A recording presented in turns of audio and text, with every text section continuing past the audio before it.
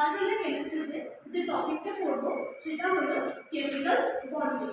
Chemical bonding কি? Bonding মানে হচ্ছে ফোর্স। ফোর্স আমরা কি বোঝাবো? ফোর্স হচ্ছে যেটাতে দুটো এলিমেন্ট, দুটো অ্যাটমস বা দুটো কম্পাউন্ড বা দুটো মলিকিউল একসাথে জুড়ে থাকে, সেটাই আমরা বুঝবো ফোর্স। কেমিক্যাল ফোর্স ওটা থেকে কেমিক্যাল ফোর্স। কেমিক্যাল বন্ডিং আমরা তিনটে পড়ব। ফার্স্ট আয়নিক বন্ড পড়ব, আয়নিক বন্ড বা ইলেকট্রোভ্যালেন্ট বন্ড আর কোভ্যালেন্ট বন্ড, এই দুটো আমরা কেমিক্যাল বন্ডিং এর মধ্যে পড়ব। তাহলে ফার্স্ট আমরা পড়ব আয়নিক বন্ড বা ইলেকট্রোভ্যালেন্ট বন্ড। আরেকটা एग्जांपल আমরা দেখতে পারি নাইট্রোজেনের। নাইট্রোজেনের অ্যাটমিক নাম্বার হচ্ছে 7, 4 2 এবং প্লাস্টিসেলে 5টা ইলেকট্রন থাকে। সেক্ষেত্রে আমরা দেখব 1 2 3 আর 0 1 2 1 2 3 মিউচুয়ালি ইলেকট্রন শেয়ার করবে এরা। আচ্ছা, এখানে আমরা দেখব 1 2 3 4 5 6 7 8 এবং এই নাইট্রোজেনের ক্ষেত্রে 1 2 3 4 5 6 7 8। এখানে নাইট্রোজেন গুলো ট্রিপল কোভ্যালেন্ট বন্ড আছে নাইট্রোজেনের মধ্যে।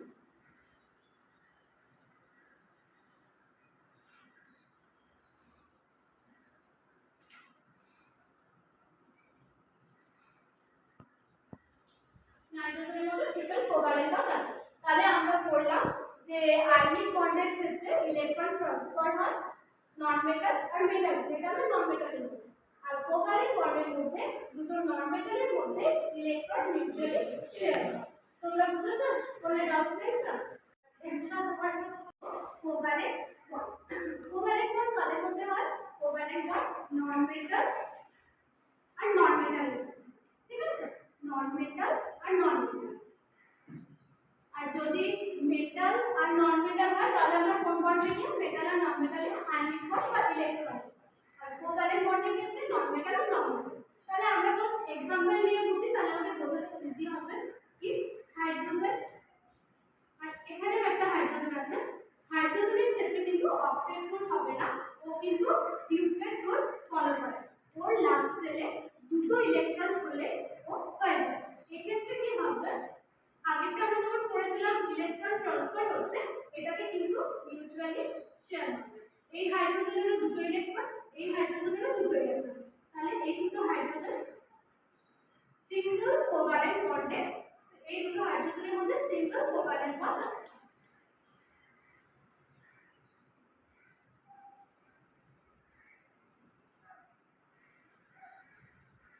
আচ্ছা, আমরা আরো একটা एग्जांपल দেখতে পারি অক্সিজেনের। 4 2 অক্সিজেনের অ্যাটমিক নাম্বার 8, এটা হবে 2 আর 6। তাহলে অক্সিজেনের ক্ষেত্রে লাস্ট সেলে 6টা ইলেকট্রন থাকবে।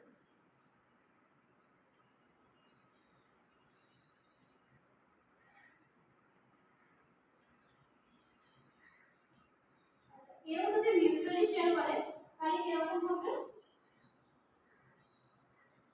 এক্ষেত্রে অক্সিজেনের ডাবল কোভ্যালেন্ট বন্ড প্রেজেন্ট আছে, দুটো অক্সিজেনের মধ্যে ডাবল কোভ্যালেন্ট বন্ড প্রেজেন্ট আছে।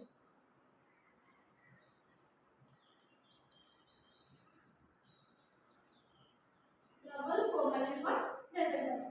আর হাইড্রোজেনের মধ্যে দেখলাম আমরা যে single covalent bond present. Loss হয়ে যাবে এবং ক্লোরিন কি করবে? সেই একটা ইলেকট্রন ও নিয়ে ওর লাস্টের সেলটা 2 8 এবং 8 করে অক্টেট রুল পূরণ করবে। এটা আমরা ডট স্ট্রাকচারের মধ্যে দিয়েও দেখাতে পারি যে সোডিয়ামের লাস্ট সেলে একটা ইলেকট্রন আছে এবং ক্লোরিনের লাস্ট সেলে 7টা ইলেকট্রন আছে।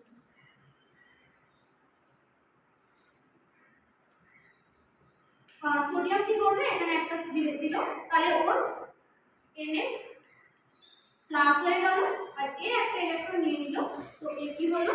ক্লোরিন মাইনাস হয়ে গেল। এই দুটোর মধ্যে পজিটিভ আর নেগেটিভ একে অপরকে খুব স্ট্রং ফোর্স দিয়ে অ্যাট্রাক্ট করে। এই ফোর্সটাকে বলবো ইলেকট্রোস্ট্যাটিক ফোর্স।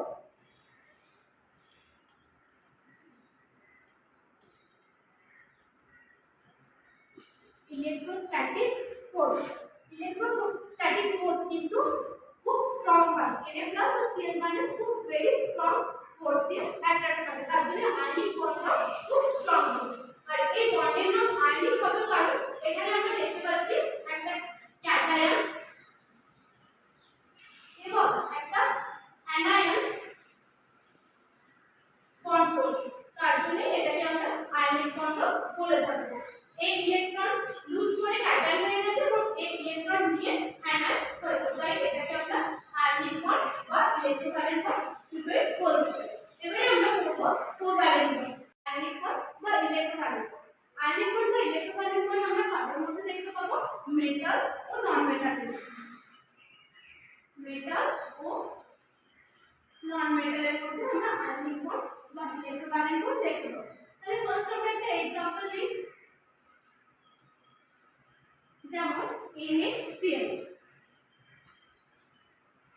সোডিয়াম একটা মেটাল, ক্লোরিন নন মেটাল।